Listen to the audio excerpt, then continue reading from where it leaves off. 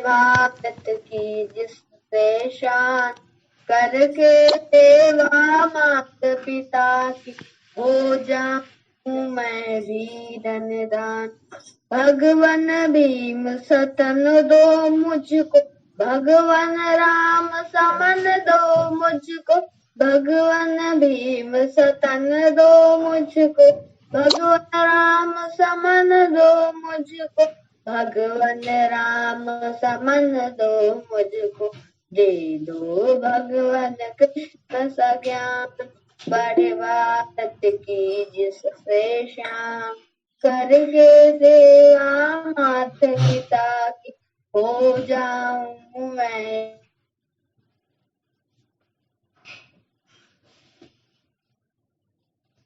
वीरंदान। मैं भगवान बड़े भारत की जिससे शान, करके सेवा मात पिता की, हो जाऊं मैं वीरंदान। दिल से मौत का खौफ हटा दो, मुझको वीर सुभाष बना दो, दिल से मौत का खौफ हटा दो, मुझको वीर सुभाष बना दो, मुझको वीर सुभाष बना दो, दे दो देश के खातिर जान, बड़े भारत की जिससे शान, करके सेवा मात पिता की, हो जाऊं मैं भी धनवान। मैं वो मनुष्य बनूं भगवान, बड़े भारत की जिससे शान, करके सेवा मात पिता की, हो जाऊं मैं भी धनवान। मुझको चंद्रशेखर सा बना दो, मुझको शेर भगत सा बना दो, मुझको चंद्रशेखर सा बना दो, मुझको शेर भगत सा बना दो, मुझको शेर भगत सा बना दो, करो सरदार पटेल समाज, बड़े भारत की जिससे शान, करके सेवा मात पिता की, हो जाऊं मैं भी धनवान। मैं वो मनुष्य बनूं भगवान, बड़े भारत की जिससे शान, करके सेवा मात पिता की, हो जाऊं मैं भी धनवान। हनुमान सी गति दो मुझको, दयानंद सी मति दो मुझको, हनुमान सी गति दो मुझको, दयानंद सी मति दो मुझको, दयानंद सी मति दो मुझको, गुरु हरिदास से दे दो दान, बड़े भारत की जिससे शान, करके सेवा मात पिता की, हो जाऊं मैं भी धनवान। मैं वो मनुष्य बनूं भगवान, बड़े भारत की जिससे शान, करके सेवा मात पिता की, हो जाऊं मैं भी धनवान, हो जाऊं मैं भी धनवान, हो जाऊं मैं भी धनवान। उठाना मेरा उठेगा, छाती पे हिंदुस्तान लिख देना, कोई पूछे वो पागल था वो कौन, तो भगत सिंह और क्रांतिकारियों का चेला और इंकलाब का गुलाम लिख देना, और बचा हो जिस्म में जो लहू मेरे, उसे निकालना फेंकना जमीन पर, और माँ तुझे सलाम लिख देना, और माँ तुझे सलाम लिख देना। जय हिंद, वंदे मातरम, जय हिंदुस्तान। बहुत सुंदर। अपना वीडियो खोल लीजिए जरा, वीडियो बंद है आपका।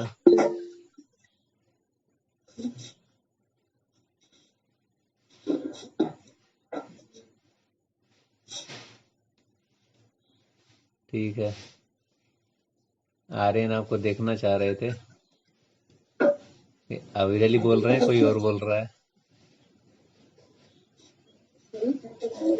ठीक है, और तैयारी कीजिए। अगले रविवार को इस प्रश्नों को मैंने भेज दिया है, आप याद कीजिएगा, इसको याद करके आइएगा। जी। ऐसे ऐसे बहुत सारे प्रश्न अपने पास हैं, छोटे छोटे।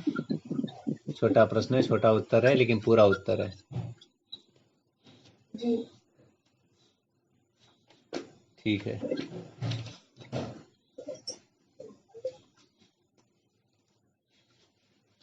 आइए थोड़ी देर हम लोग चर्चा कर लेते हैं। आचार्य जी का आगमन तो नहीं हुआ है। आदरणीय ब्रजेश जी,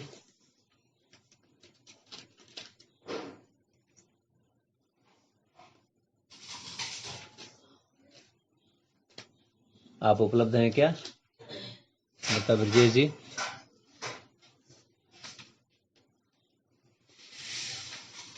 राघवेंद्र जी,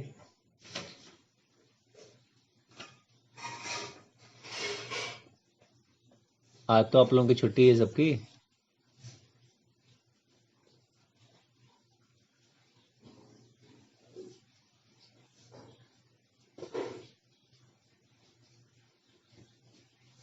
लिखित तो लिखित तैयार करिए।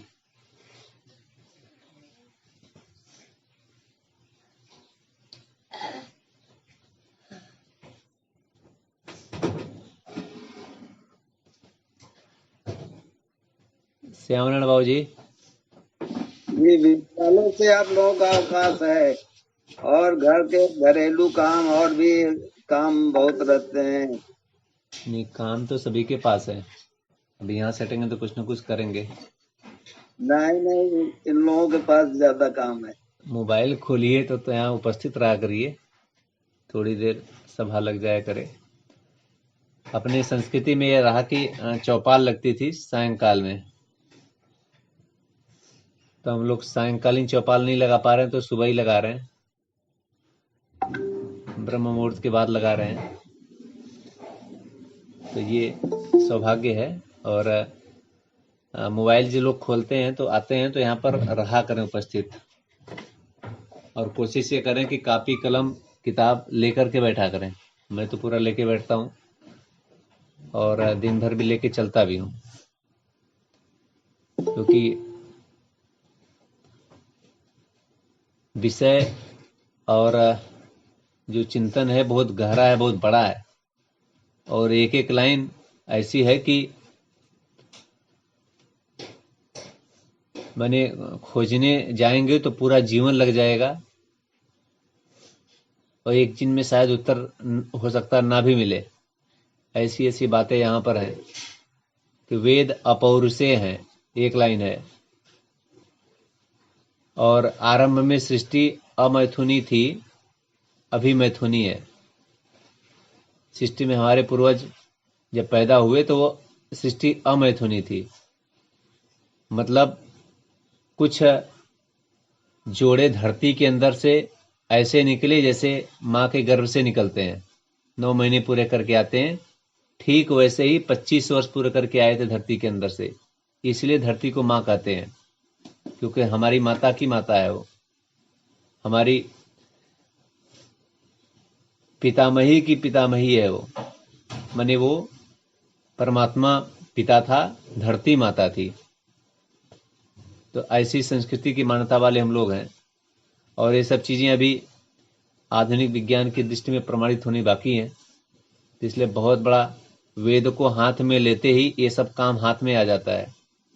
हम करें, हमारी आने वाली पीढ़ियां करें, लेकिन इसको सिद्ध होना पूरे संसार के वैज्ञानिक लगे हुए हैं, और ये काम अभी सिद्ध होना बाकी है। हम लोग यहाँ जो चर्चा कर रहे हैं, थोड़ी सी चर्चा करते हैं हम लोग, लेकिन आज विज्ञान का युग कहा जाता है, तो वैज्ञानिक रूप से ये सब चीजें प्रमाणित होने की आवश्यकता है।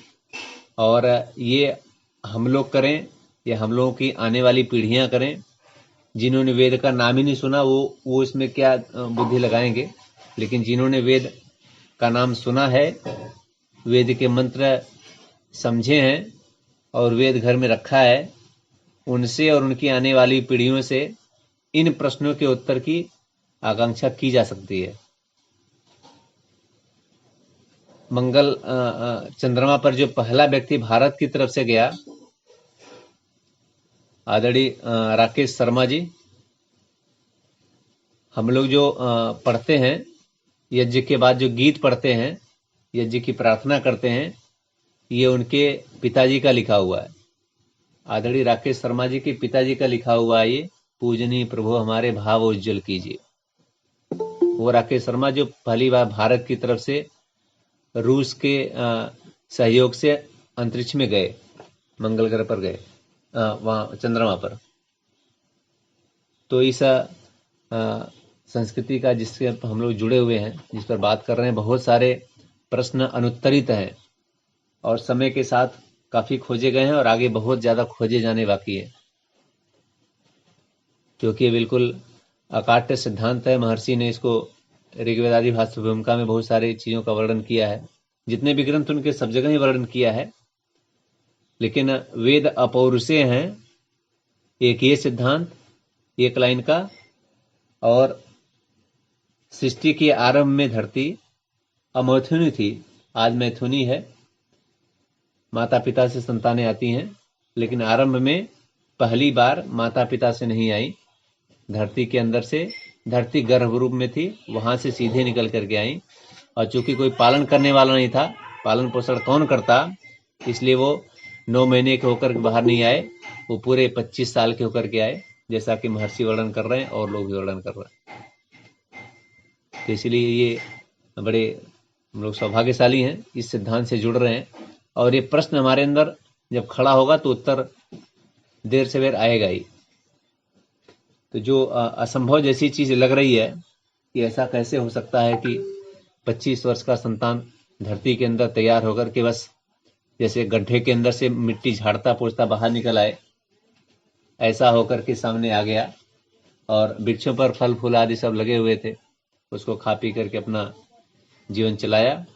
और फिर थोड़े माने आदिकाल की बात है तो माने वो इतने सुयोग्य लोग थे कि उनकी उसमें से कुछ लोगों की समाधि लग गई, अग्नि वायु आदित्य अंगिरा, जिनको परमात्मा की तरफ से वेदों का ज्ञान मिल गया।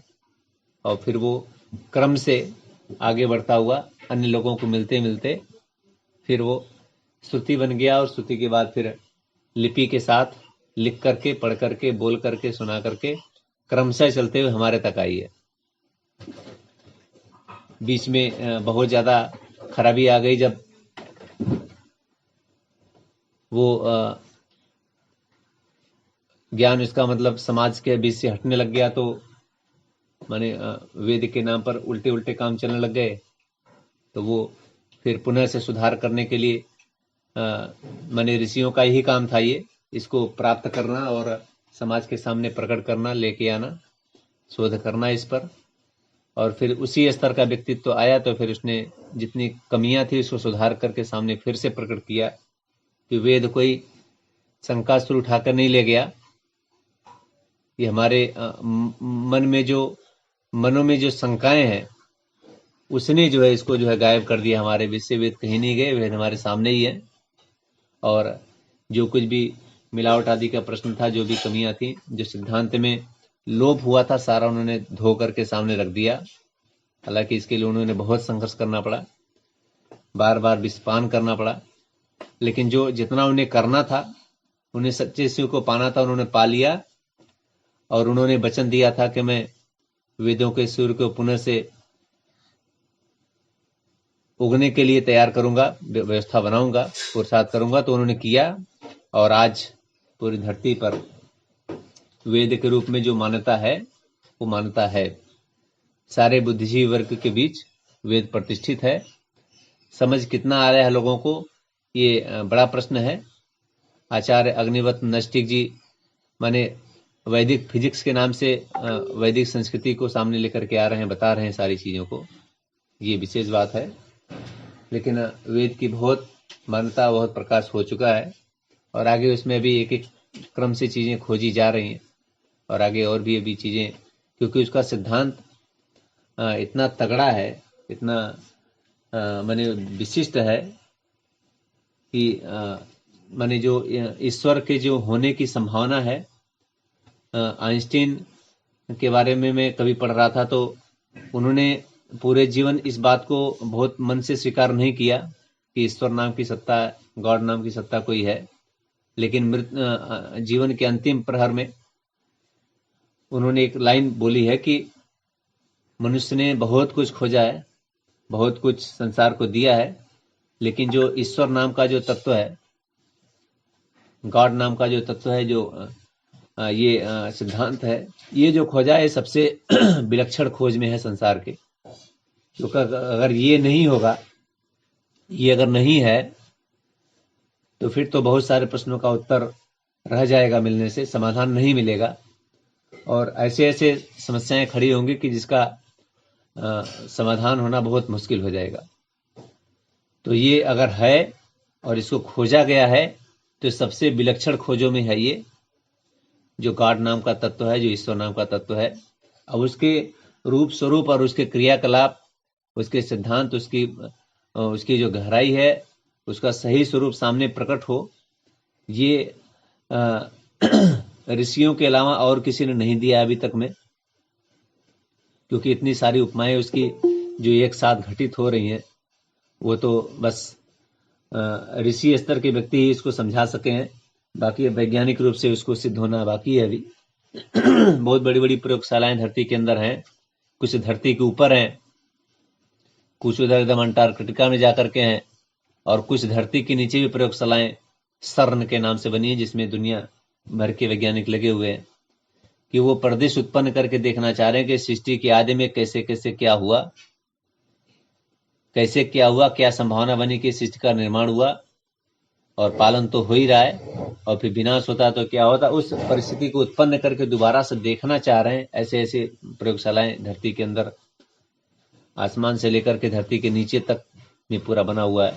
लेकिन वो चीजें अभी सिद्ध होनी बाकी हैं वैज्ञानिक रूप से, क्योंकि वो सामने आज के दौर में सिद्ध करेंगे तो लोगों को समझ में ज्यादा आएगा कि वह निराकार है, सर्वशक्तिमान है, न्यायकारी है, दयालु है, अजन्मा है। माने ऐसी जो विशेषता वाला व्यक्तित्व है, वही ईश्वर हो सकता है। ये बड़ा ही गूढ़ सिद्धांत वाले विषय है ये, और उसको समझना और उसको समझाना ये बहुत ही आवश्यक है, क्योंकि इस जीवन और मृत्यु के बीच के क्रम में ये काम सबसे बड़ा है मनुष्य के लिए, और इस बड़े काम को करने वाले महत्वपूर्ण लोग हैं। बाकी तो जीवन जीना, संतान उत्पन्न करना, अपने भोजन की व्यवस्था, आवास की व्यवस्था करना, इतना तो सभी लोग कर ही रहे हैं, और अन्य जानवर भी कर ही लेते हैं। उनको भी बहुत कम लोग हैं जो भूख के कारण से मृत्यु होती है इनकी, तो सब लोग कर रहे हैं। लेकिन ये जो विशेष काम है, ये विशेष काम है कि ये अगर कर लिया तो फिर इस जीवन का होना सफल है, इस जीवन का आना सफल है। जी आदरणीय ब्रजेश जी, और जो लोग भी कुछ बोलना चाहें अपनी बात रखें यहाँ पर। जी ओम भ्राता जी। जी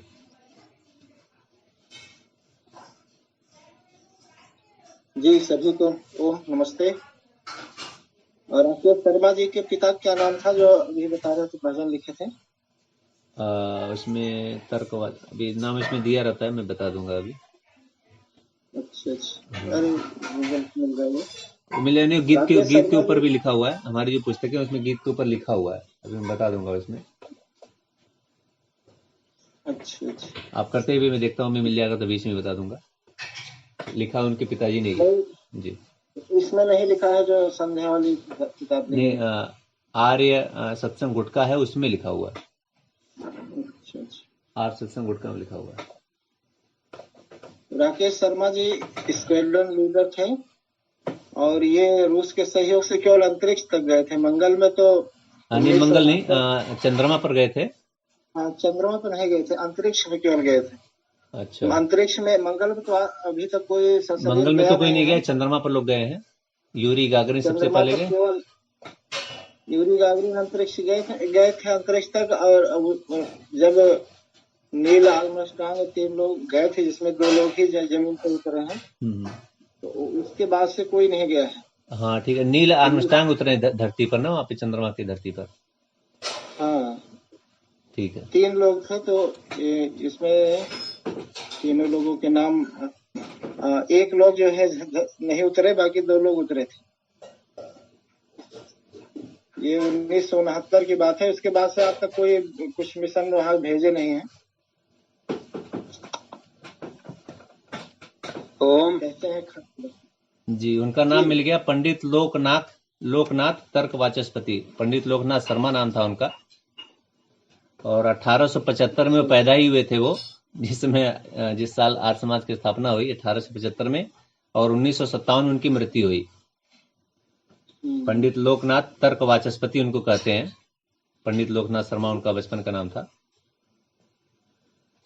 तो ये उनके जो है संबंधी थे। तो मैंने ये बड़े बड़े प्रश्न है, बात हम लोग कर रहे थे कि कितना सबसे हैं, तमाम खोज कर रहे हैं, बहुत बड़ी बड़ी खोज कर रहे हैं। जी, हम लोग जैसी बुद्धि रखने वालों के लिए तो एक शब्द आता है, मतलब हमारे शरीर में खून दिखाई पड़ता है, रक्त है, जिसे आंख है, नाक है, कान है, इस तरह की चीजें क्या वैज्ञानिक बना पाए हैं अभी तक? आंख बना दें, रक्त की बूंद बना दें, ये जो रक्त ढूंढा जाता है तमाम आदमियों से रक्त निकाल करके फिर दूसरों को चढ़ाया जाता है, इसको वैज्ञानिक बना सकते हैं कि नहीं बना सकते हैं? इसको बनाने का प्रयास क्यों नहीं कर रहे हैं वैज्ञानिक? पहले जो छोटी छोटी चीजें कोशिश तो सब जगह कर रहे हैं, वो सफलता टेक्नोलॉजी के अधीन होती है, वो भी बना लेंगे। विज्ञान जो वैज्ञानिक है कुछ बनाते नहीं, जो प्रकृति में है, जो ईश्वर प्रदत्त है, उसी में खोज करते हैं क्या क्या है इसमें। तो खोज कर लिए हैं, उस तरह का संयोजन, उस तरह का मानव के अंदर जो चलता है, जो परिस्थिति है, उस तरह का हो जाए तो बाहर भी बन सकता है। वो परिस्थिति नहीं बना पाए हैं। ये विज्ञान जितना करता है वो केवल कोई चमत्कार नहीं करता है और कुछ बनाता अलग से नहीं है, बल्कि प्रकृति में जो है उसी को खोजता है और उसका संयोजन करके कुछ अलग से करने की कोशिश करता है।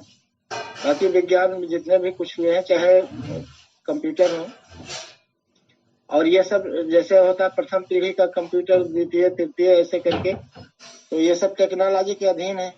एक समय जो द्वितीय विश्व युद्ध में कंप्यूटर जब प्रयोग हुआ तो एक बड़े मकान के बराबर था।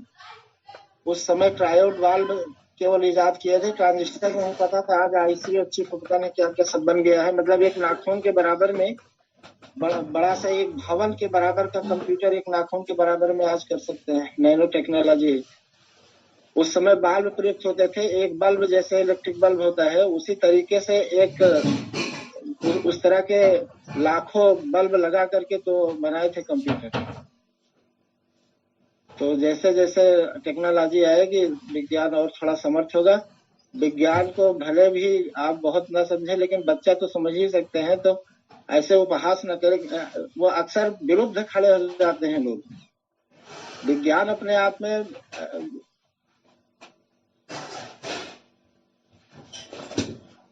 परमाणु बम वगैरह जो हत्या करे, लाखों को मार दे, उसका दुरुपयोग करे तो क्या कहा जा सकता है? विज्ञान ने अभी खोज वो पर्याप्त नहीं बोल रहा हूँ मैं, ये बोल रहा हूँ कि ये समाज के लिए अति आवश्यक चीजें हैं, इनकी खोज कर ले तो जो हम लोग इधर उधर भटकते रहते हैं, आंख बना दें, जिसकी आंख खराब हो आंख फट से निकाल के दूसरी लगा दें। जैसे कल पुर्जों में पुराना घिसा पिटा हटा करके नया लगा देते हैं, वो काम करने लगता है। तो इसे ही इसमें भी लगा दें। खून की बहुत ही कॉम्प्लिकेटेड है, बहुत ही कॉम्प्लिकेटेड है, ऐसा नहीं कर पाए हैं। बताया कि टेक्नोलॉजी के सापेक्ष ये सब खोजे होती हैं। तो कंप्यूटर तो मनुष्य के तरीके का बना ही ले, भले उसमें विचार और कल्पना शक्ति ना हो। वो भी देखता है तो देखता है, सेंसर होते हैं कि वो देखे, आपको पहचान ले, आपको अंगूठे के, हाँ उतनी क्षमता कंप्यूटर में तमाम जो गणनाएं करता है वो मनुष्य में नहीं है। कंप्यूटर में ऐसी तमाम क्षमताएं हैं जो मनुष्य में नहीं है, लेकिन वो कल्पना शक्ति, विचार शक्ति ये सब नहीं है, या अपना दूसरा प्रतिरूप बनाने की क्षमता ये नहीं है। तो टेक्नोलॉजी में तमाम ऐसी क्षमताएं हैं जो हमारे शरीर में नहीं, इसीलिए हम आकर्षित होते हैं और उसको लेते हैं। और दूसरी चीज ये है कि जैसे वेदों में लिखा है तो कभी कभी हम गलत व्याख्या करते हैं। वेद अपौरुषीय है निस्संदेह, लेकिन जो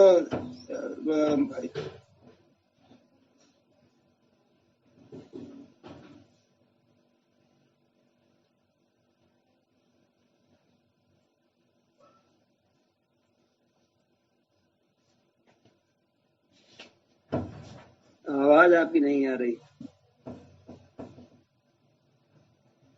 ये बात अलग है कि जब कोई विकास होता है तो अरबों अरबों या करोड़ों साल बाद या लाखों साल बाद तो वो पता चलता है कि ये विकास हुआ है। वो तुरंत हमारे जीवन में नहीं दिखाई पड़ेगा, पीढ़ियों में हो सकता है कि ना दिखाई पड़े। तो हम यही मान लेते ठीक उसी तरीके जो पृथ्वी पर है। अब तो पढ़ाया जाता है, बच्चा बच्चा जानता है कि पृथ्वी घूमती है अपनी धुरी पर या सूरज के चारों चक्कर लगाती है, लेकिन शुरुआत में ये नहीं जानते तो कहते हैं कि पृथ्वी तो स्थिर है। तो ऐसे हम लाखों वर्ष वाली एक साथ हम उसका विकास और रासायनिक विकास होता है। ये प्रकृति का नियम है, सृष्टि का नियम है। और इसीलिए कहा जाता है ब्रह्मांड अभी फैल रहा है फिर सिकुड़ेगा, मतलब कि ये जब इसकी उत्पत्ति हुई है उसके बाद फिर इसका अंत भी हो जाएगा। कोई भी जीवधारी या अजीवधारी वो बनती है फिर अपने युवावस्था में जाती ये सब चीजों के लिए है, ये निर्जीव के लिए भी है। कोई भी सामान खरीदिए तो उसकी एक उम्र होती है, उसके बाद जो निष्क्रिय हो जाते हैं। भवन बनाते हैं उसके भी कहते हैं कि 100 साल या जो भी हो 200 100 400 साल जैसा भी बना हुआ है वो रहेगा, उसके बाद वो भी नष्ट हो जाएगा। तो ऐसे पृथ्वी भी नष्ट होगी एक दिन और उसी नियम के अनुसार उसका फिर उत्पत्ति होगा। और ये वेद कहता है कोई भी यहाँ स्थिर नहीं है, हमेशा के लिए नहीं है, नित्य नहीं है, ईश्वर के अलावा और आत्मा के अलावा। तो जो जीवन की उत्पत्ति जी। मैं इसी से संबंधित कुछ प्रश्न करना चाहता हूँ। जी भाई साहब। और मेरा पहला प्रश्न ये है, विज्ञान की विशुद्ध परिभाषा क्या है, विशुद्ध जिसको कहा जाए। दूसरा प्रश्न यह है कि क्या जो व्यक्ति या शास्त्र या जिसको आधुनिक विज्ञान भी हम कह सकते हैं या ज्ञान जो निष्कर्ष तक ना पहुंचा हो या जो निष्कर्ष के पहुंचते पहुंचते उसके बाद कह दे कि ये तकनीक 100 साल बाद कह दे कि ये तकनीक आउटडेटेड है, इससे तकनीक अपडेटेड है। दूसरे तरीके से इसको मैं समझूं या समझाने का प्रयत्न करूं तो जैसे एक विद्यार्थी है, कल तक जो चीज पढ़ा उसके बाद जब रिजल्ट आया तो उसके बाद ये कह दे कि ये इस तरीके से ये जो पढ़ा हमने ये चीज पूर्णतः सत्य नहीं, ये सत्य है। ये दोनों प्रश्न, फिर तीसरा प्रश्न अभी मैं करूंगा, इस पे थोड़ा सा चिंतन करिए या जवाब दीजिए। एक एक प्रश्न करें। अब विज्ञान की परिभाषा देखा जाए तो विज्ञान केवल ये है, किसी चीज का शब्द में ही जाइए, संस्कृत के अनुसार विज्ञान विशिष्ट ज्ञान। तो वह विशिष्ट ज्ञान है जो सुव्यवस्थित और क्रमबद्ध होता है, जिसकी प्रक्रिया के द्वारा दोबारा भी उसे कर सको तो वही परिणाम देगा। तो एक सत्यनिष्ठ विशिष्ट और क्रमबद्ध सुव्यवस्थित ज्ञान है, सुसंगठित सुव्यवस्थित है, यही विज्ञान है। और यह जो है केवल विशुद्ध जो विज्ञान भौतिक विज्ञान होता है उसी पर नहीं लागू, हर विषय पर लागू होता है। इसीलिए सामाजिक विज्ञान है, अर्थशास्त्र है, शास्त्र का भी मतलब विज्ञान होता है। तो जितने सब में विज्ञान लगाया गया है, गृह विज्ञान है।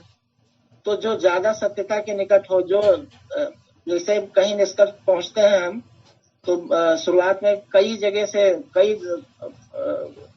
तमाम जगह भ्रमण करते हुए पहुंचते हैं, तो बाद में देखते हैं कि शॉर्टेस्ट इसका रूट क्या है।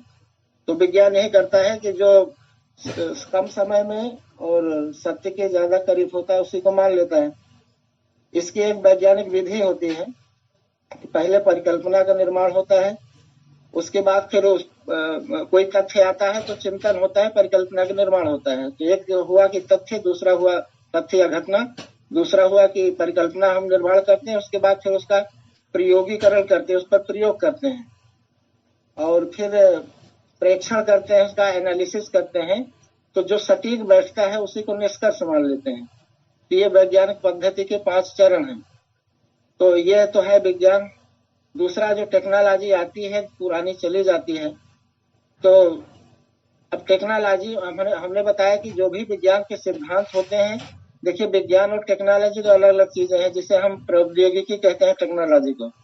तो विज्ञान एक थ्योरी होता है, सिद्धांत होता है, और उस थ्योरी का प्रयोग करके जब हम कुछ बनाते हैं, जैसे कंप्यूटर बना है, रेडियो बनता है, टेलीविजन बना, ग्रामोफोन बना, तो ये सब चीजें जो है टेक्नोलॉजी है, उसमें थ्योरी विज्ञान की है। तो जो भी विज्ञान का सिद्धांत खोजा जाता है, वो जो कुछ बनता है, डिवाइस बनती है, वो विज्ञान की खोजों पर आधारित है। जितना हम आगे बढ़ पाए हैं या टेक्नोलॉजी विकसित कर पाए, टेक्नोलॉजी मतलब अब कंप्यूटर में तमाम चीजों का संयोजन होता है। विजुअल के लिए मॉनिटर होता है, उसके बाद कंप्यूटर होता है, फिर प्रोसेसर होता है, और इसमें तमाम अलग अलग कंपनियां हैं जो केवल उसी को बनाती हैं। एक ही कंपनी के सारे पार्ट्स कोई जरूरी नहीं कि उसमें लगे हों।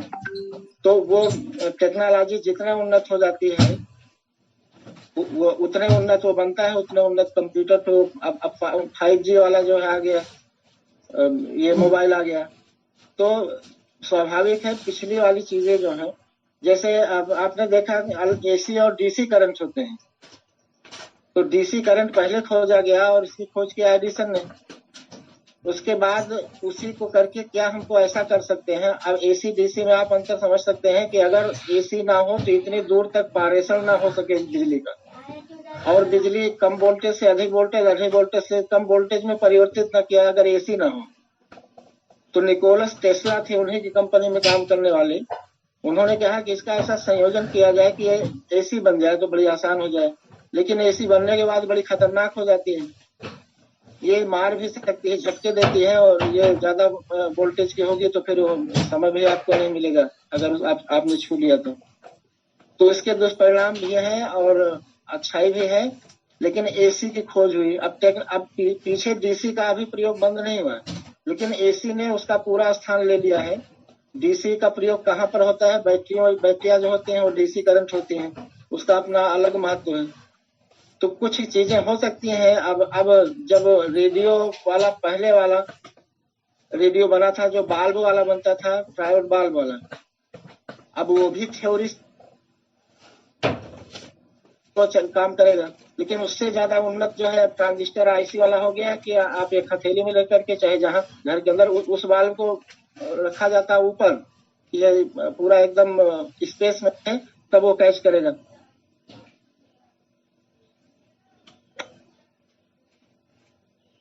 तो अब वो टेक्नोलॉजी सही है, लेकिन आज जो है अपनाई नहीं जा रही है।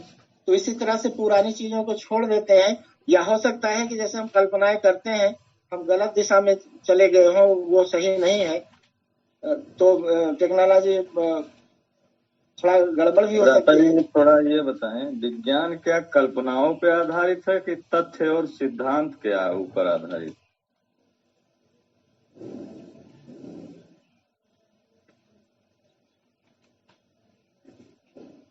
मैं प्रश्न दोबारा रिपीट कर रहा हूँ, विज्ञान क्या कल्पनाओं के ऊपर आधारित है या तथ्य या सिद्धांत के ऊपर? ये दोनों है। देखिए तथ्य जो होता है, जो तथ्य आता है वो कल्पना करवा, जैसे बरसात वाली घटना है। अब कोई नहीं जानता है तो यही कहेगा सबसे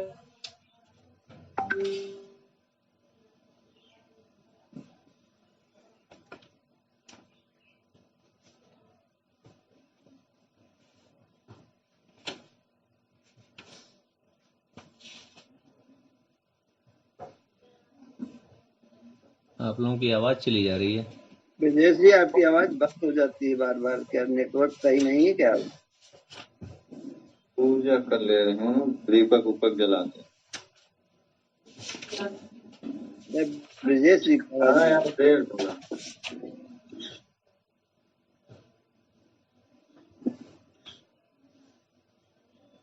ओम, आवाज हमारी आ रही है? ओम, आप आ रही, ब्रजेश जी की आवाज नहीं आ रही। मैं कुछ पूछने के पीछे मेरा एक कारण था। अभी भ्राता जी ने कहा विशेष ज्ञान को ही विज्ञान कहा जाता है। जब विशेष काहे को, अगर हमारा बच्चा कल कुछ बता रहा है, परसों कुछ बताने लगे, नरसों कुछ बताने लगे, तो ये बताइए इसको आप विशेष कहेंगे? और एक टेक्नोलॉजी दूसरे टेक्नोलॉजी को आउटडेटेड कर दे रही। एक मेरा तर्क है। दूसरा तर्क ये है कि जो ज्ञान हमारे पास, जो विशेष ज्ञान जो हमारे पास है, जैसे हमारे पास आयुर्वेद, वैदिक फिजिक्स, आज का जो विज्ञान है वो क्या कहता है, लगभग में देता है, ऐसा हो सकता है, सृष्टि ऐसी बनी होगी या फला चीज ऐसा रहा होगा। लेकिन हमारे पास क्या है, ऐसा नहीं। उसमें क्या देते हैं, जो एग्जैक्ट है, जैसे सूर्य की और पृथ्वी की दूरी हमारे यहाँ लगभग में निकाला जाता है, जो आधुनिक विज्ञान जिसको हम विज्ञान मान रहे हैं।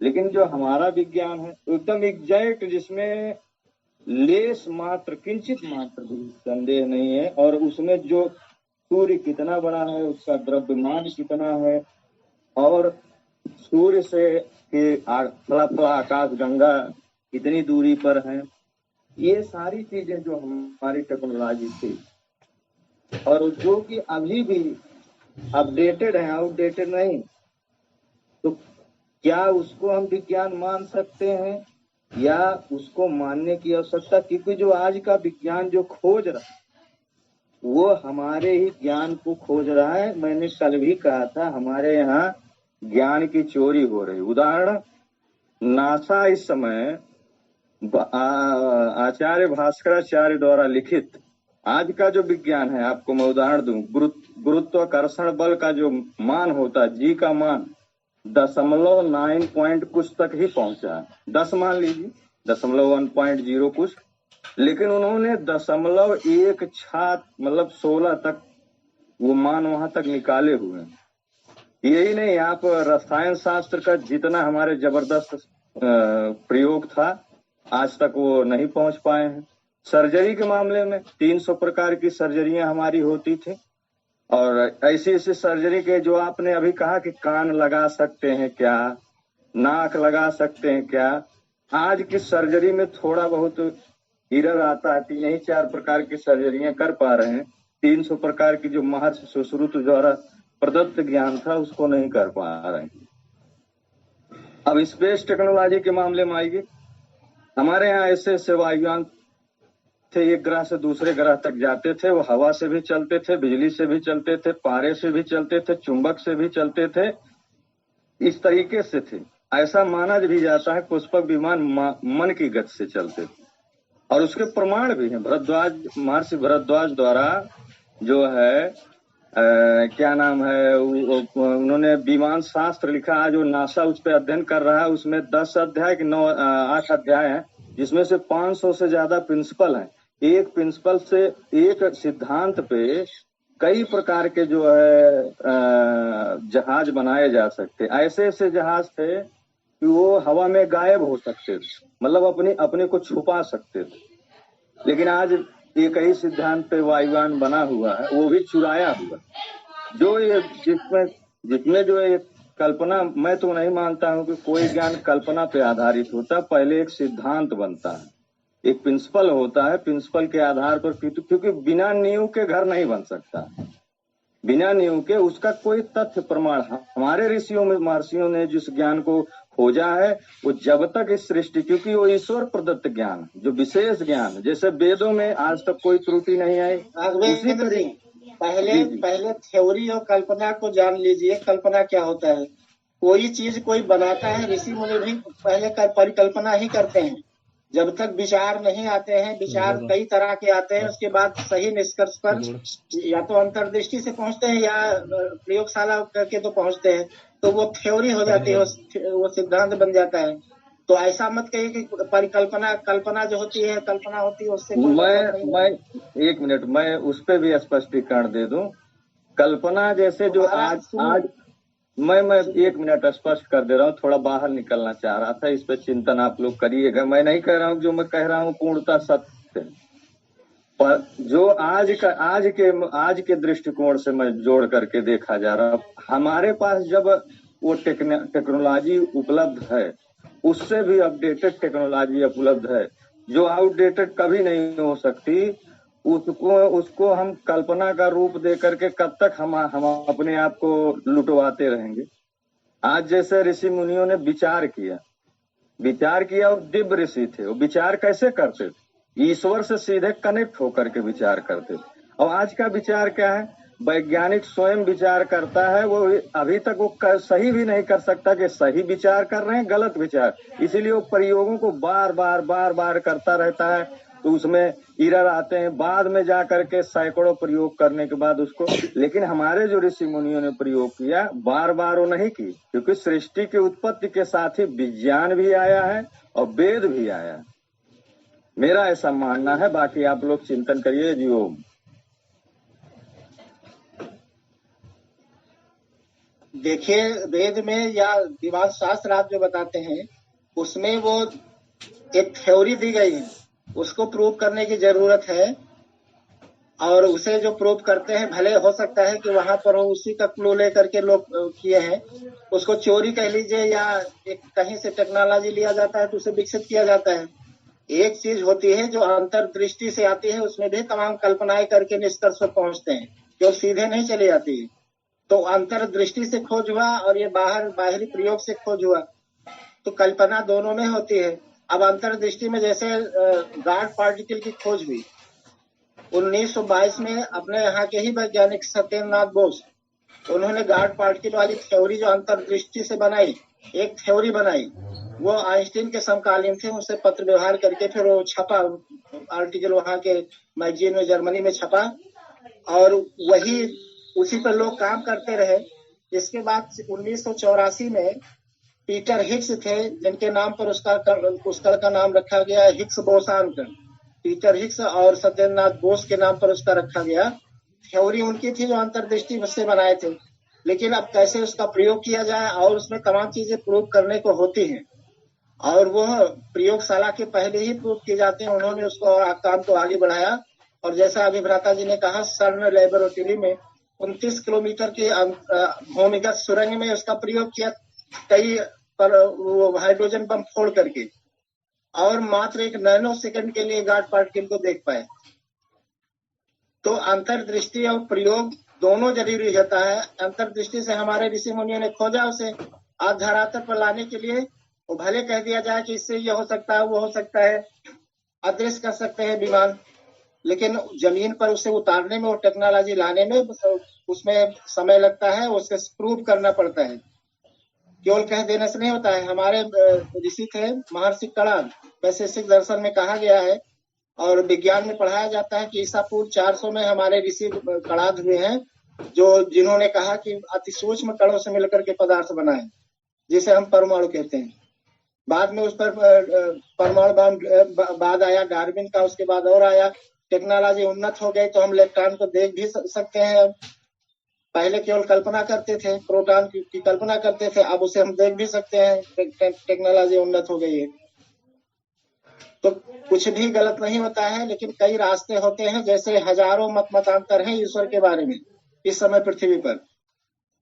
तो आप क्या कह सकते हैं कि सारे गलत हैं, केवल एक ही सही है, सब अपने अपने को सही मानते हैं, तो उनकी अपनी अपनी। जी, मैं नहीं कह रहा हूँ गलत है, मैं केवल कितना कह रहा हूँ, जैसे जो आज का जो विज्ञान है उसकी थ्योरी क्या है, वो कल्पना पे आधारित मेन चीज है। वो कल्पना करते हैं, फिर उसके बाद प्रयोग करते हैं, फिर उसके बाद एक अपना सिद्धांत देते हैं। ऐसा नहीं हमारे यहाँ नहीं होता। हमारे यहाँ जो प्रयोग हुए हैं उसमें लेस मात्र एरर नहीं है, और उनकी कल्पना देखिए चंद सालों बाद या चंद महीनों बाद या चंद दशकों बाद। राघवेंद्र जी, आप बताते हैं विमान शास्त्र है हमारे, विमान को गायब कर दिया जाए, उस थ्योरी को लेकर के आज तक क्या ऐसा बनाया जा सकता है? वो उसको खड़ा करना पड़ेगा जमीन पर। केवल 10 मेरे कहने का इतना आशय था भ्राता जी, मेरे कहने का आशय केवल और केवल था, आज का जो विज्ञान कल्पना कर रहा है वो हमारे ऋषियों महर्षियों के द्वारा प्रदत्त ज्ञान की ही कल्पना कर रहा है, बस इतना मैं कहना चाह रहा। रही बात ईश्वर की, तो हमारे यहाँ जो कल्पना वो नहीं करते थे, उद्दिव्य चिंतन करते थे। उद्दिव्य चिंतन में जब निष्कर्ष तक पहुंचते थे तब प्रयोगशाला में उतरते थे। आज का क्या है, प्रयोगशाला में पहले उतरते हैं, फिर बाद में उसमें सिद्धांत बाद में लागू होता। बस इतने कहना चाह रहा था। वो कल्पना और चिंतन में बहुत ज्यादा अंतर नहीं है। वही चीज है कि हम जो हमारे आसपास नहीं है, जो मूर्त रूप में नहीं है, तो उस पे हम चिंतन करें, विचार करें, कल्पना करें, वो बात सब मिला जुला करके ऐसे ही शब्दों का केवल खेल है। तो कल्पना अब अगर कल्पना क्या है कि अगर उसे हम थ्योरी नहीं दे सकते हैं तो केवल कल्पना ही रह जाती है। हमारा चिंतन भी हमारे दिमाग में जो कम से कम 60,000 थॉट्स आते हैं पूरे 24 घंटे में। तो कल्पना तो है, हम वहां पर चंद्रमा पर चले जाते हैं या स्वप्न देखते हैं, तो कल्पना तो हम पूरे कितना बड़ा होगा ब्रह्मांड, जो जिस तरह का ज्ञान है उस तरह की वो कल्पना या विचार करता है कि ये हो सकता है, वो हो सकता है। तो जब तक बाहर से कुछ ये उत्तरोत्तर चलती रहती है। अगर हम अच्छे शिक्षित हैं, हम कोई वेद पढ़ेगा तो वेदों के संबंध में जैसे हो सकता है सत्यनाथ बोस उसके बारे में जानते रहे हो, तो उनकी अंतर्दृष्टि वाली थ्योरी आई, फिक्स बोसान वाली, बोस्कर वाली, गॉड पार्टिकल वाली। तो ऐसे हम जहां जिस पृष्ठभूमि से होते हैं उसमें हमारे दिमाग में विचार चलता रहता है। कोई शिक्षा क्षेत्र में है तो शिक्षा क्षेत्र के विचार आएंगे, कोई वैज्ञानिक है, कोई डॉक्टर है तो डॉक्टरी से संबंधित उसके कल्पनाएं, विचार आएंगे, चिंतन आएंगे। तो ये जो आप ऋषि मुनि थे, जब ईश्वर से जुड़ते थे तो उनके जो विचार आते थे, उनके जो चिंतन आता था वो बड़ा उत्कृष्ट था और ज्यादा सटीक होगा। और जो जिन बहुत ज्यादा चिंतन या पढ़ा उत्कृष्ट नहीं है तो वो निम्न स्तर के विचार करेंगे। जी भ्राता जी। विज्ञान और विद्या दोनों शब्द संस्कृत पढ़ रहे हैं ब्रजेश जी, वो बता सकते हैं। इसमें उपसर्ग लगा है, वी, दोनों में वी है उपसर्ग। विज्ञान में उपसर्ग है और विद्या विद धातु से बना है जी। विद का मतलब ज्ञान। तो दोनों बहुत आसपास की चीजें हैं। मतलब विद्या की परिभाषा महर्षि पतंजलि ने भी दिया है कि मतलब जो जानने की चीज है उसमें जानने के लिए कहां से कहां तक है, तो प्रकृति से लेकर परमात्मा तक। प्रकृति मतलब कि परमाणु से आरंभ कीजिए, जहां से सबसे सूक्ष्म इकाई जो है, जहां से निर्माण होता है, और वहां से लेकर के परमात्मा तक सारे विषयों का ठीक ठीक प्रकार से जानना और फिर उनसे जान करके लाभ लेना, ये विद्या है। और उसी क्रम में विज्ञान भी आ रहा है। विज्ञान कोई आज के समय में जैसे साइंस शब्द आया है, वो विज्ञान की परिभाषा बता रहा, विज्ञान के शब्दों को अंग्रेजी में बता रहा है, लेकिन साइंस मुझे लगता है कि पूरी तरह से नहीं बता रहा है, क्योंकि विज्ञान मतलब हिंदी का शब्द है, देवनागरी शब्द है, और इसमें ज्ञान छिपा हुआ है। तो यहाँ पर जो विद्या की परिभाषा कर रहे हैं कि प्रकृति से लेकर परमात्मा तक, यानी जो कुछ भी आपको दिख रहा है और जो कुछ आपको नहीं दिख रहा है, सभी चीजों के विषय में यथार्थ ज्ञान, बिल्कुल सटीक ज्ञान, जितना है उतना जानना, जितना नहीं है उससे ज्यादा उतना नहीं जानना। मतलब जितना है उतना जानना है पूरा, और ये भी जानना है कि जो नहीं है, जो सत्य की परिभाषा में सत्यार्थ प्रकाश में आया है वो चीज।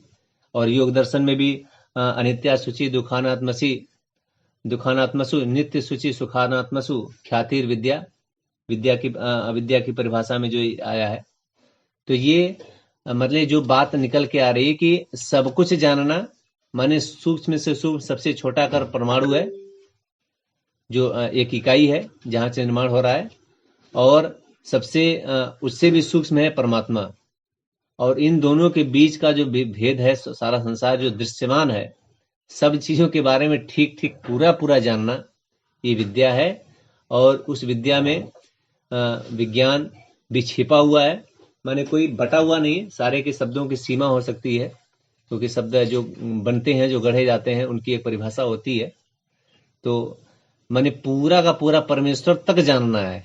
इसका मतलब कि अभी विज्ञान खोज रहा है, आज का विज्ञान खोज रहा है पीछे के विज्ञान के लोगों ने खोजा हुआ है, बताया हुआ है। लेकिन आज के विज्ञान की, चाहे आप माने उसको छोटापन कर लीजिए, चाहे बचपना कर लीजिए, वो जब तक अपनी आंख से देख नहीं लेगा, समझ नहीं लेगा, तब तक मानेगा नहीं। और ठीक भी है, एक तरह से उसमें बहुत बुराई नहीं है। लेकिन जो चीजें दिखने की नहीं है, जो कल्पना की चीजें हैं, और जो सिद्धांत माने उसमें जो थियरी निकल के आती है, दर्शन जो आ जाते हैं, तो दर्शन क्या है, दर्शन का जो विज्ञान है वो क्या है।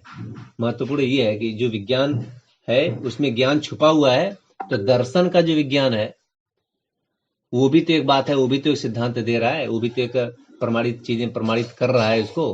क्योंकि वो बहुत सारे प्रश्नों का उत्तर विज्ञान नहीं दे पा रहा है, लेकिन वो दर्शन दे रहे हैं। तो जो मन के स्तर पर चीजें चली जाती हैं, जो बुद्धि के स्तर पर चीजें चली जाती हैं, जो आत्मा के स्तर पर चीजें जाती हैं, जो प्रश्न का उत्तर, तो उसको भी विज्ञान की और लैब की और कंप्यूटर की और मशीन की भाषा में जवाब देना शायद ये बहुत टेढ़ा सा काम है, क्योंकि वो बहुत लंबा समय लगेगा उसमें, और सिद्ध होने में बहुत समय लग रहा है, तो इसलिए परेशानी हो रही लोगों को। तो ये परिभाषा मतलब विज्ञान की या विद्या की जो है वो एकदम सूक्ष्म से सूक्ष्म है, और बृहद से बृहद सारी चीजों का माने वो चिंतन करता ही है वहां पर, इसलिए वो जी भ्राता जी, विज्ञान सब जगह है। पदार्थ विज्ञान, मनोविज्ञान और आत्मा का विज्ञान, अध्यात्म विज्ञान भी कहते हैं।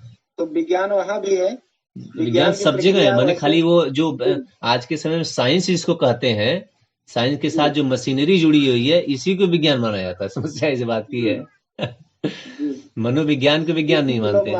हाँ, ये कमी है। अब जो मूर्त है वो थोड़ा सटीक परिणाम देंगे, आप चाहे जब उसका प्रैक्टिकल कर लीजिए।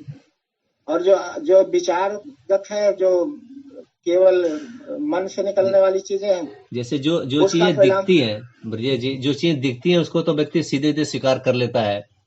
हाँ। लेकिन जो चीजें नहीं दिखती हैं, दो चीजें नहीं दिखती हैं साक्षात, जो सबसे ताकतवर है, चीजें हैं, आत्मा और परमात्मा दोनों नहीं दिख रहे हैं। तो चलो परमात्मा को हम नहीं जानते हैं, नहीं मानते हैं, नहीं देख पा रहे हैं, चलो ठीक है। लेकिन आत्मा को अपने आप को बता दीजिए कि हम सारा वर्णन कर डालते हैं कि मेरा शरीर, मेरा ये, मेरा वो, मेरा सब कुछ, और मैं क्या है इसकी परिभाषा सामने नहीं आई। मतलब उचित वो भी तो नहीं दिख रही है। और अभी शरीर मृत्यु हो जाती है तो निकल जाती है, फिर वो दिखती भी नहीं, फिर उसको फिर कल्पना में सारा रहता है। सोच रहे थे कि निर्जीव की चीजों में भी ऐसा होता है। जैसे ट्रक है, अगर कहा जाए कि ट्रक क्या है, तो पूरा खड़ा हुआ है वो ट्रक है। तो ट्रक का पहिया, ट्रक की स्टीयरिंग, ट्रक का डीजल टैंक, ट्रक की बॉडी, ट्रक का इंजन, तो ट्रक का है, तो फिर ट्रक क्या है। तो उसी तरह जैसे शरीर है, वैसे ट्रक के बारे में भी या किसी भी वस्तु के बारे में कह सकते हैं। तो हमें लगता है कि ये पूरा जो आत्मा है वो पूरे शरीर में कहीं है, एक जगह नहीं है। और ऐसा बताने में जो तंत्रिका तंत्र होता है पूरे शरीर में फैला हुआ है, और उसमें जो इम्पल्सेस होते हैं वो पूरे मिलाकर के ही चेतना बनती है, उनको सब मिलाकर के ही चेतना बनती है। तो हमें लगता है कि आत्मा का पूरे शरीर पे राज रहता है। हालांकि कहा जाता है कि गले के 4 अंगुल नीचे पे है, तो वो अदृश्य चीज है। और इस तरह की चेतना, इसीलिए सजीव निर्जीव में भेद है। इसको वैज्ञानिक भी मान रहे हैं कि ऐसा कोई होता है चेतना। जो आत्मा और परमात्मा नाम का दोनों ही तत्व जो है, इसके बारे में बहुत कम जानकारी है आज के समय में विज्ञान में। वो आध्यात्म में जितना उत्तर दिया है उसी ने उत्तर दिया। विज्ञान ने तो कुछ भी अभी ढंग से चीजें प्रकट नहीं की, उनके अभी पकड़ में है ही नहीं। वो कैसे पकड़ेंगे उसको? क्योंकि जो चीज वो उनकी किसी भी लेबोरेटरी में, किसी भी कंप्यूटर में, किसी भी फोटोग्राफी के अंदर अभी तक एक मत फिर क्यों नहीं हुआ जा रहा है? हजारों मत है। अगर साइंस में 2-4 मत होंगे एक थ्योरी के पीछे। जैसे जीवन की उत्पत्ति का सिद्धांत है, आज तक सर्वमान्य केवल ओपेरिन का सिद्धांत है। लेकिन यहाँ पर अभी हजारों मत है। जैसे अपने सनातन में ही है, तो कोई कबीर पंथी है, कोई क्या है, सबके अपने अपने सब है। अब अभी हमने देखा कि किताब थी, उसमें कबीर को परमात्मा कहा, जिसे मतलब परमात्मा जो सुप्रीम पावर है उसको कबीर को स्थापित कर दिया है रामपाल बाबा ने। नहीं, ये सब तो सब मैंने कहने सुनने की बातें हैं। माने जब उनसे तक वो उत्पन्न हुए हैं ब्रह्मा विष्णु महेश। नहीं, ये ऐसी सब तो थ्योरी जैसे ये सब सारे संस्कृत से चीजें जुड़ी हुई चीजें हैं, और जो व्यक्ति व्याकरण नहीं जानता तो ब्रह्मा विष्णु महेश को अलग अलग बताएगा ही। लेकिन जो हम लोगों ने पढ़ा है, समझा है कि ब्रह्मा विष्णु महेश, वो जितने हजारों नाम ले लीजिए, माने उसका नाम ब्रह्मा है, उसका नाम विष्णु है, उसका नाम महेश है, तो उसका नाम ब्रजेश भी है, उसका नाम अमित भी है, उसका नाम देवेंद्र भी है, उसका नाम देवेंद्रनाथ भी है। कितने भी नाम ले लीजिए, वो सबके गुण उसमें समाहित हैं। और सारे नाम उसके अगर सही सही शब्द है तो सारे नाम उसके नाम सिद्ध हो रहे हैं। तो वो तब तो इसका मतलब कि बहुत हो गया वो। तो बहुत तो कहते हैं कि वो बहुत प्रकार से कहा जाता है, लेकिन बहुत नहीं है वो है एक, और उसका कोई आकार नहीं। सबसे पहला गुण उसका है कि वो निराकार है, और निराकार होने के कारण से वो कोई आकार नहीं है, तो फिर वो बहुत सूक्ष्म है, और सूक्ष्म है तो वो सब जगह है। सब जगह है तो फिर सर्वव्यापक है, तो सर्वव्यापक है तो फिर सबसे ज्यादा शक्तिशाली है, क्योंकि वो सब जगह है। तो जो जैसा काम जहाँ का उसको वहीं निपटा लेता है, सर्वशक्तिमान भी हो गया। तो एक ही गुण के कारण से चीजें उसमें से निकलती चली जा रही हैं, जिसको निराकार कहते हैं। वो जन्म और जीवन और मृत्यु के चक्कर में नहीं आता। तो ये सब चीजें जब उस पर कसौटी पर कसते हैं, तो फिर सारे कबीर से लेकर के नानक से लेकर जितने भी सब धराशायी हो जाते हैं। फिर तो खाली वैदिक सिद्धांत ही बचता है जो चर्चा करने योग्य है, जिस पर चर्चा चल भी रही है, और सारे लोग खोजने में लगे हुए हैं कि आखिर क्या घटना घटी थी। अभी तो जो सर्न लाइब्रेरी है, ये लेबोरेटरी है, इसमें काम चल ही रहा है, और अच्छा काम चल रहा है उनका। अब कितना कर पाते हैं, कितना समय लगता है, वो अलग बात है। लेकिन कोशिश तो उनकी पूरी है कि उस वातावरण को क्रिएट किया जाए कि क्या हुआ था वहां पर उस टाइम पर। तो वातावरण अगर क्रिएट कर जी। पाते हैं तो हो सकता है कि शायद कुछ कहानी वहां से निकल करके आ जाए, सामने प्रकट हो जाए। तो कि अब वहां पर जो खोज हुआ उसे कहा गया हिग्स बोसान कण, लेकिन ये मीडिया में या हम लोगों ने दे दिया उसे गार्ड पार्टिकल। उन्होंने वहां गार्ड पार्टिकल नहीं कहा, मतलब वहां उस तरफ की खोज वो नहीं चल रही है। बस एक उस पार्टिकल की खोज की है उन्होंने जो हर पदार्थ में द्रव्यमान के लिए उत्तरदायी होता है। चिंतन ये हुआ कि प्रकाश में द्रव्यमान नहीं है, जबकि हमारे वेद में तो उसे द्रव्य कहा गया है, इन्होंने तो उसे ऊर्जा प्रकाश कहा, में विज्ञान ने ऊर्जा जो कहा। फोटान है, प्रकाश में जो चलता है फोटान कण है, तो उसमें भी तो द्रव्यमान बताया है इन्होंने, कहाँ मना किया है। नहीं नहीं, द्रव्यमान उसमें नहीं है। फोटान में द्रव्यमान द्रव्यमान जिसका नहीं है। भार हो। हाँ, फोटान द्रव्यमान नहीं है, ऊर्जा का पैकेट है। प्लैंक्स ने बताया कि ये जैसे ऊर्जा का जैसे हम पैकेट है। बल्ब जलाते हैं, तो जो अभी अंधेरा था अभी प्रकाश हो गया, तो प्रकाश इसलिए हुआ कि फोटान के बहुत सारे कण निकल करके आ गए, फैल गए चारों तरफ, और इतने चमकीले हाँ हैं कि चारों तरफ प्रकाश उत्पन्न कर दिया। तो जो फोटान निकल के आया है उसमें द्रव्यमान मान रहे, भले ही वो माने न गणे हैं, बहुत बहुत मामूली है, वो कल्पना के। नहीं नहीं, द्रव्यमान उसमें नहीं मान रहे, बिल्कुल द्रव्यमान उसमें नहीं है। द्रव्यमान अगर होता है तो जैसे इलेक्ट्रॉन में इलेक्ट्रॉन की किरणें होती हैं, इलेक्ट्रॉन को भी एक एक करके नहीं देखे हैं, किरणों में देखा है। तो इलेक्ट्रॉन में बहुत हल्का, जैसे हवा में वो गिल्ली बना देते हैं पत्ती का ना, तो हवा चलती है तो वो उड़ने लगती है। उसी तरह से एक विसर्ग नली में ऐसे बीच में रखा तो वो चलने लगी, तो इसका मतलब वहां द्रव्यमान है। लेकिन लेजर बीम में इसमें कोई द्रव्यमान नहीं होता है। अब लेजर से किसी चीज को काट सकते हैं, लेकिन वो द्रव्यमान के कारण नहीं है, तो द्रव्यमान नहीं मानते हैं। और इसीलिए हुआ कि क्या चीज है कि जो इसमें नहीं है, जो कि द्रव्यमान नहीं है। वही जो गार्ड पार्टिकल या हिग्स बोसान कण जो है वही नहीं है, इसीलिए उसमें द्रव्यमान नहीं है। और किसी तरीके तो उसमें भी द्रव्यमान हो जाए, फिर वो प्रकाश नहीं रह जाएगा, वो स्थूल हो जाएगा। वो हर जगह इतनी चाल से नहीं जा पाएगा, जितनी चाल से पहुंचता है 3 लाख किलोमीटर प्रति सेकेंड के, फिर नहीं चल पाएगा जैसे द्रव्यमान हो जाए जी। अब कहते हैं अब पृथ्वी पर क्या है कि प्रकाश का 3 लाख किलोमीटर प्रति सेकेंड बिल्कुल पलक झपकते ही हो जाता है। तो बहुत दिनों बाद अब कहीं खरबों प्रकाश वर्ष दूर है, मतलब प्रकाश अगर चले तो 1 खरब वर्ष लग जाते हैं उस नक्षत्र तक पहुंचने में। और आदमी ज्यादा जिएगा तो 100 साल। वहां वो तारा खत्म हो चुका है, और कई 200-300 साल बाद यहाँ उसकी उपस्थिति दर्ज की जा रही है कि वहां तो खत्म हो चुका है, नष्ट हो चुका है। और 200-300 साल बाद तक भी वो हमें दिख रहा है कि वो है वहां पे। क्योंकि प्रकाश वहां से चलता है, तो चला हुआ है तो वो 300 साल बाद तक आए, क्योंकि 300 प्रकाश वर्ष दूर है।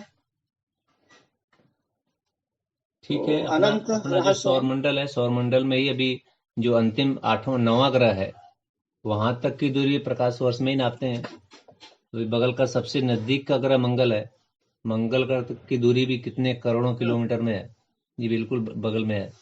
ये तो केवल अपना सौर मंडल की बात हो रही है। तो मतलब ये ब्रह्मांड, संसार और इसके रचना, इसके रचयिता, इन सब की बातों को जो हम लोग निष्कर्ष के रूप में अगर देखें तो विद्या और विज्ञान के अंदर समाहित है, उसकी परिभाषा में आता है। अगर ये हमें विज्ञान को पूरा समझना है, विद्या को पूरा समझना है, तो ये पूरी चीजों को समझना और इसको मतलब उससे समझ करके, ज्ञान लेकर के उनसे लाभ लेना, तब कहा जाएगा कि इनको विज्ञान पता है, इनको विद्या आती है। तो इतनी लंबी गहरी परिभाषा है हमारे इस ऋषियों की परंपरा में। और विद्या के संबंध में विष्णु पुराण का श्लोक है कि सा विद्या या विमुक्त है। विद्या वही है जो हाँ, अब जो मुक्ति करती है। वहाँ मुक्ति भी जुड़ गई है। मुक्ति एक नया बखेड़ा खड़ा हो जाएगा अभी। ये मैंने विज्ञान की भाषा में बात करें तो लोग हंसी मजाक में उड़ा देते हैं नहीं, पूरा। मुक्ति का मतलब डिटैचमेंट। जैसे अभी गर्मी में जो टमाटर आता है, सब टमाटर के स्वाद लेकर के हमें लगता है किसी भी के घर में सब्जी बगैर टमाटर के नहीं बनती। हमने देखा हमारे गांव के बगल में दूसरे गांव में टमाटर उगाते हैं, इस समय नहीं लेकिन 2-3 साल वो उगाए, इतना कीटनाशक डालते हैं कि आप देख लेंगे तो टमाटर नहीं खाएंगे बिना सीजन के। अब ये विद्या है कि टमाटर ऐसे उगाया जाता है। अब देखने के बाद फिर उसका डिटैचमेंट टमाटर से हो जाए, क्योंकि बरसात में और गर्मी में टमाटर ना खाया जाए, सीजन पर हो तभी खाया जाए। तो ये विद्या ये है कि टमाटर कैसे उगता है तथ्य जान ले, और उसके बाद जब डिटैचमेंट हो जाए, टमाटर की आसक्ति खत्म हो जाए, उसका कोई दूसरा विकल्प ढूंढ ले, तब ये विद्या हो गई हमारी समझ से। और हम जानते हुए भी या नहीं जानते हैं। अब विमुक्तय को डिटैचमेंट कहते हैं क्या? विमुक्तय को जो संस्कृत में बोल रहा है उसको और भी जो जिसे हम जोड़ सकते हैं कि नहीं, विद्या ये की तरफ हम बोले जाए, साइंस में जैसे साइंस में विद्या जैसे ढूंढते हैं। हाँ, तो जान लेने से उससे जितनी परिभाषा बताई जा रही है, सा विद्या व विमुक्तय, एक मुक्त होना है कि जब शरीर ही ना धारण करे, एक वो भी मुक्त होना है कि हम बंधन में ना रहे, हम आसक्ति में ना रहे, ये भी तो मुक्त होना है। वो जीते जी मुक्ति है। ठीक है, आसक्ति लेकिन जीते जी मुक्ति तो कष्ट तो आता ही है ना। मान लो कोई संतान पैदा हुआ और जब तक उसने इतना ज्ञान प्राप्त नहीं कर लिया कि वो स्थित प्रज्ञ हो सके, अपने जीवन में ही मुक्त दशा में रह सके, तो उतना समय तो पुरुषार्थ लगाएगा ना वो, 20 साल, 25 साल, 30 साल, 40 साल। तो उसके पहले तो उसको कष्ट होने ही वाला है। पैदा होते ही तो विमुक्त तो नहीं हो जाएगा वो, शरीर से रहते हुए विमुक्त रहे। तो वो तो छोटी परिभाषा हो गई कि शरीर धारण करते ही, लेकिन शरीर धारण ही नहीं करना पड़े, क्योंकि शरीर धारण करने के साथ तो सब बच्चे रोते ही हैं पैदा होने के साथ, तो बिना कष्ट के तो नहीं रोकते हैं। और तमाम तरह के कष्ट उनको भी होते हैं, परिवार को भी होते हैं। तो जो मुक्ति की जो विमुक्ति परिभाषा है, वो तो वही वाली परिभाषा चलेगी जिसमें तीनों प्रकार से दुखों से पूरी तरह से छूटने को वहां पर मुक्ति कहा है।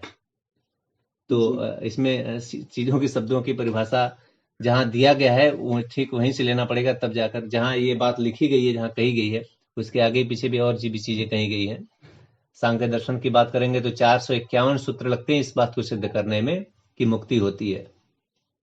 451 सूत्र हम लोगों ने पढ़े। डॉक्टर देवेंद्र जी थे, हम लोग 5-7 लोग ही थे उसमें, उसको पढ़ने वाले में। 2019 की घटना है ये, और रिकॉर्डिंग में अपने पास है, जो लोग चाहेंगे तो उसको मिल भी पाएगा। काफी लंबा, माने शुरुआत हम लोगों ने किया, एक एक दिन में एक 2-2 सूत्र हो पाते थे, और उसमें बहुत सारी चीजें मुझे भूल भी गई हैं, अभी फिर से देखना पड़ेगा। लेकिन इस बात को, मुक्ति होती है, मुक्ति क्या होती है, कैसे होती है, क्यों होती है, उसका पूरा व्याख्यान 451 सूत्र लिए है सांख्य दर्शन ने, तब जाकर इस बात को समझाने का प्रयास किया। तो उसको समझने जाने में तो फिर तो बहुत दिमाग का एकदम से पूरा वो शक्ति सामर्थ्य लगने वाला है। हम लोग चर्चा कर रहे हैं मतलब कि ये अपनी संस्कृति कहती क्या है। और शुरू में हमने एक बात बोली थी कि ये वेद अपौरुषेय है। इसके बारे में दुनिया में बहुत तर्क वितर्क चल रहा है। वेद अपौरुषेय है, इसका मतलब क्या हुआ और इसका अर्थ क्या हुआ, इसकी संभावना इसमें कितनी है, क्या क्या और चीजें इसमें जुड़ रही हैं, और माने अपौरुषेय के साथ माने चीजें बहुत सारी इसमें जुड़ जाती हैं। तो इन सारी चीजों का जो वर्णन है, वो जो सिद्धांत है, वो ऋषियों के दर्शन में आता है, और हम लोग उसी की चर्चा कर रहे हैं। और बातें थोड़ी सी विज्ञान की आई राघवन जी के द्वारा, और आपने समझाया भी है, लेकिन पूरी बात हमको लगता है कि अभी इसको होने में, करने में बहुत काम बाकी है, और आगे इसको करेंगे हम लोग। सत्र को चर्चा करते हुए काफी समय हो गया, समापन की तरफ हम लोग बढ़ेंगे। आदरणीय श्यामनारायण बाबू जी। कल डॉक्टर देवेंद्र जी की तरफ से आया था, जो भविष्य की चिंता करते हैं वो वर्तमान का आनंद नहीं ले पाते हैं। कौन डॉक्टर देवेंद्र जी? डॉक्टर देवेंद्र जी कुछ बताएं, और इस जो चर्चा चल रही थी इसको भी जोड़ें इसमें। डॉक्टर देवेंद्र जी।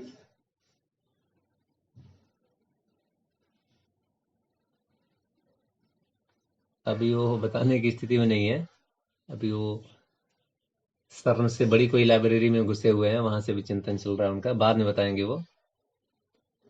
ठीक है, ये चर्चा अभी जारी रहे। और ऋग्वेदादि भाष्य भूमिका को भी कभी हाथ में उठाइए श्रवण बाबू जी, आप लोगों के पास है, जिसके पास भी पुस्तकालय आई हुई है, वहां पर एक एक विषय, क्योंकि ये सारे जितने भी विषय हम लोग देख रहे हैं, ये सारे विज्ञान के अंदर आते हैं। विज्ञान की परिभाषा बहुत बड़ी है, भले ही वो मनोविज्ञान तक जाते हों और सृष्टि विज्ञान तक जाते हों, लेकिन विज्ञान की परिभाषा जो आज है, साइंस जिस शब्द को दिया गया है, वो उसकी परिभाषा लेबोरेटरी से लेकर मशीनरी तक, उसमें बहुत छोटी परिभाषा कहेंगे उसको, क्योंकि वो जितनी भी चीज देती है वो जीवन को सरल बनाने के लिए, आसान बनाने के लिए देती है। लेकिन जो जीवन का जो सबसे बड़ा प्रश्न है, वो जीवन मृत्यु है, जब तक उसका समाधान कोई नहीं देगा तो पूर्ण नहीं माना जाएगा, इतना तो है। तो ये चर्चा अभी जारी रहेगी, और वैज्ञानिक विश्लेषण दृष्टिकोण ये भी चलता रहेगा जी। शांति पाठ हम लोग करेंगे। रेखावन जी हैं?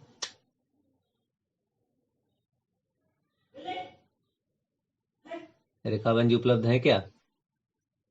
जी ओम प्रभु जी। हाँ, सारी चर्चा के ऊपर एक लाइन बोलिए भी, और उसके बाद फिर शांति पाठ कीजिए। चर्चा मैंने अच्छी तरह सुनी नहीं, मैं और काम में लगी थी। हाँ जी, बड़ी बड़ी चर्चाओं की वो मेरी क्षमता है नहीं दरअसल। चलिए शांति पाठ करते हैं। जी जी, ठीक है, शांति पाठ किया जाए, बाकी चर्चा हम लोग करते रहेंगे।